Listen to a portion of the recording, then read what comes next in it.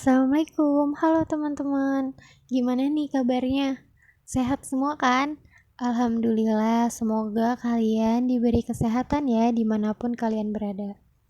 Oke, pertemuan kali ini dari kelompok 3 yang terdiri dari saya sendiri, Tika Puji Lestari, dan rekan saya, Hesti Komalasari, ingin mempresentasikan leasing di mana ini mata kuliah dari manajemen keuangan yang diajar oleh dosen kita, Ibu Gita Puspita.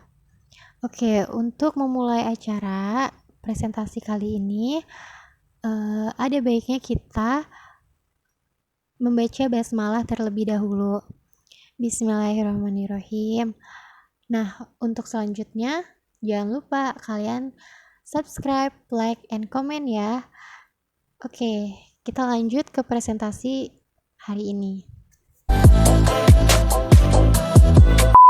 Presentasi kali ini saya akan menjelaskan tentang pengertian leasing, di mana pengertian leasing itu adalah pembiayaan peralatan atau barang modal suatu perusahaan yang akan digunakan untuk proses produksi baik secara langsung maupun tidak langsung. Maksud dari pembiayaan di sini, jika Anda membutuhkan barang modal untuk usaha atau produksi tertentu, misalnya mobil dapat disewa atau dibeli secara kredit melalui leasing tersebut. Nah, perusahaan sewa guna usaha di Indonesia lebih dikenal dengan nama leasing. Kegiatan utamanya adalah bergerak di bidang pembiayaan untuk keperluan barang-barang modal yang diinginkan oleh nasabah. Pembiayaan yang dimaksud jika seorang nasabah membutuhkan barang-barang modal seperti peralatan kantor atau mobil dengan cara disewa atau dibeli secara kredit dapat diperoleh di perusahaan leasing. Pihak leasing dapat membiayai keinginan nasabah dengan perjanjian yang telah disepakati kedua pihak. Kegiatan leasing secara resmi diperbolehkan beroperasi di Indonesia setelah keluar surat keputusan bersama antara Menteri Keuangan, Menteri Perindustrian, dan Menteri Perdagangan dengan nomor KEP-TITIK122-4-2-1974 dengan nomor 32-M-SK-2-74 dan dengan nomor 30-KPB-1-74 tanggal 7 Februari 1974 tentang perizinan usaha leasing di Indonesia. Selanjutnya yaitu pihak-pihak yang terlibat.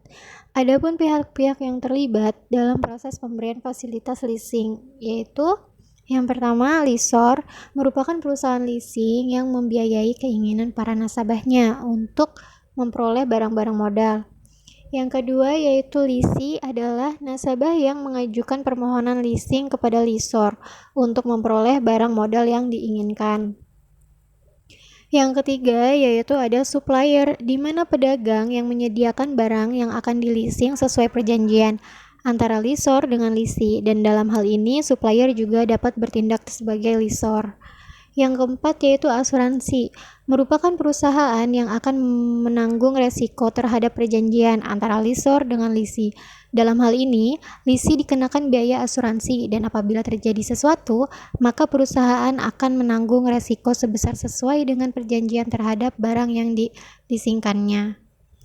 Nah, selanjutnya yaitu ada jenis-jenis perusahaan leasing. Dalam menjalankan kegiatannya dibagi menjadi 5 bagian, yaitu yang pertama capital lease. Capital lease adalah jenis perusahaan leasing yang berasal dari suatu lembaga keuangan. Dalam penerapannya, pihak lessor akan memberikan dana untuk membayar barang yang diperlukan kepada pihak supplier. Lantas akan diserahkan kepada pihak lessee. Nantinya, pihak lessor akan memperoleh imbalan berupa nasabah dalam bentuk pembayaran secara angsuran dalam periode waktu tertentu sesuai dengan kesepakatan bersama. Yang kedua yaitu operating lease.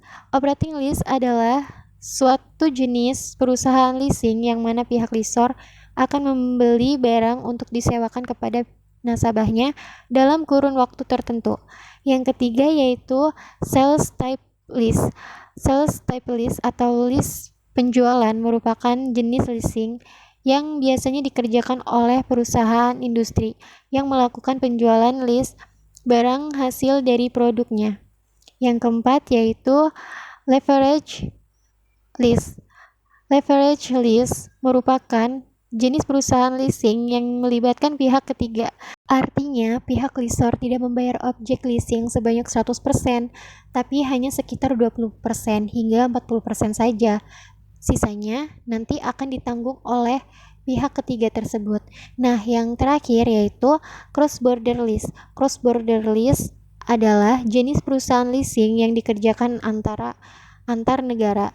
Artinya, pihak lessor dan lessee tidak ada di dalam satu negara yang sama, namun berada di dua negara yang berbeda. Biasanya, jenis leasing ini hanya melakukan leasing pada barang yang memiliki nominal sangat besar, seperti produk pesawat terbang. Kelebihan dan manfaat leasing. Yang pertama itu adalah fleksibel.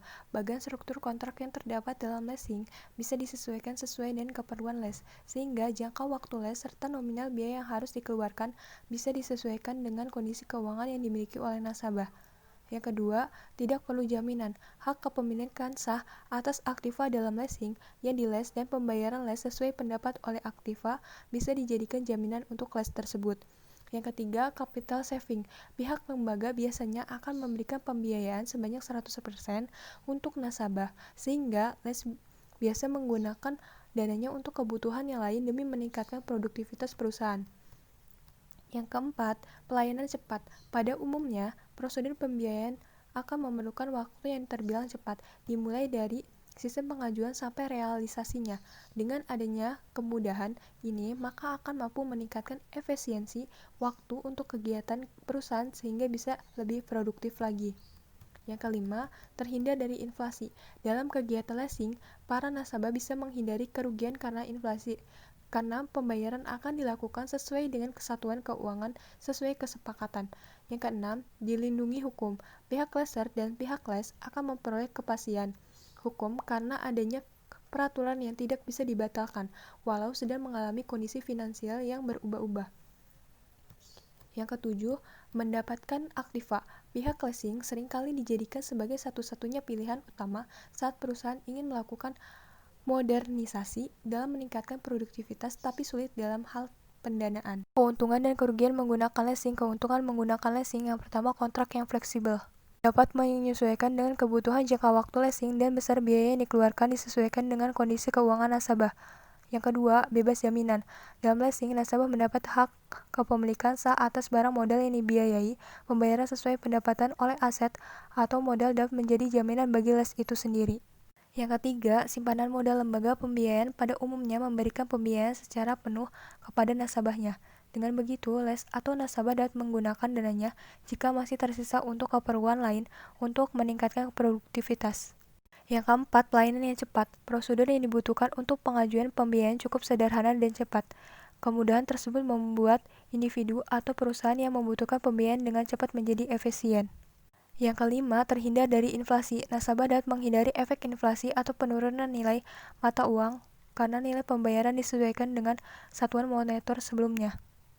Yang keenam, kepastian hukum yang jelas. Perjanjian pembiayaan yang jelas dan disepakati bersama membuat dasar hukum antara lessor dan les bersifat mengikat. Yang ketujuh, menghemat biaya pembelian barang. Ketersediaan dana seringkali menjadi penghambat saat membutuhkan barang yang mahal untuk meningkatkan produktivitas. Dengan adanya leasing, pembiayaan dapat diangsur dan dananya sisanya dapat dialokasikan untuk kebutuhan lain. Kerugian menggunakan leasing. Yang pertama, klaim depresiasi nilai barang karena Anda sudah terikat skema pembayaran dengan nilai dan jangka waktu yang disepakati. Jika harga barang atau aktiva suatu waktu turun, Anda tidak dapat mengklaimnya.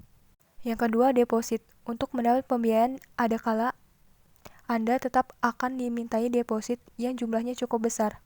Yang ketiga, lebih mahal. Harga yang dibayarkan setiap jangka waktunya mungkin terasa ringan, namun sebetulnya harga kontrak pembelian barang dapat lebih murah daripada melalui leasing.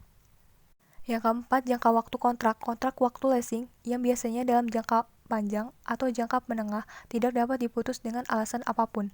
Yang kelima, manajemen yang lebih rumit. Anda mau tidak mau harus secara rinci dan detail mengatur pencatatan pembiayaan leasing pada buku kas usaha. Yang keenam, kepemilikan barang atau aktiva yang dibiayai belum menjadi milik nasabah atau les, walaupun di akhir masa perjanjian dapat dibeli. Fungsi leasing. Fungsi leasing sebenarnya hampir sama dengan fungsi bank, yaitu menyediakan pembiayaan produk dengan jangka menengah. Bedanya, bank konvensional akan memberikan pinjamannya dalam bentuk uang, sedangkan leasing memberikan pinjaman dalam bentuk barang yang selanjutnya. Tujuan leasing. Tujuan leasing umumnya adalah guna memberikan kemudahan untuk masyarakat dalam memiliki barang modal. Walaupun barang tersebut memiliki nilai harga yang tinggi, selain itu perusahaan leasing yang menjalankan bisnis ini tentunya akan mendapatkan keuntungan dari bunga kredit. Jadi, jika harga sepeda motor yang Anda inginkan nominalnya adalah 17 juta, Anda mungkin harus membayar sepeda motor tersebut dengan harga yang lebih besar dari harga normalnya kepada pihak leasing karena di dalamnya terdapat bunga kredit. Perkembangan leasing di Indonesia. Kegiatan leasing dikenalkan untuk pertama kali di Indonesia pada tahun 1974 dengan dikeluarkannya Surat Keputusan Bersama Menteri Keuangan, Menteri Perdagangan, dan Menteri Perindustrian Nomor Keputusan 122-2-1974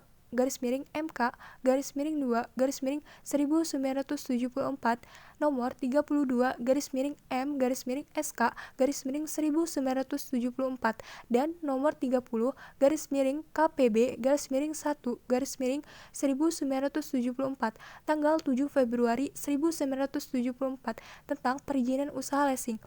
Sejak saat itu, khususnya tahun 1980, jumlah perusahaan leasing dari tahun ke tahun untuk membiayai penyediaan barang-barang modal dunia usaha. Untuk mendukung perkembangan usaha ini, Menteri Keuangan selanjutnya mengeluarkan Surat Keputusan Nomor 650-4-4-5-1974 tanggal 6 Mei 1974 tentang penegasan ketentuan pajak penjualan dan besarnya biaya materai terhadap usaha asing. Nah, itu dia presentasi dari kami kelompok 3. Jika ada yang bertanya, boleh komen di bawah atau kita lanjut di classroom. Kurang lebihnya kami dari kelompok 3 mohon maaf. Saya akhiri. Wassalamualaikum warahmatullahi wabarakatuh.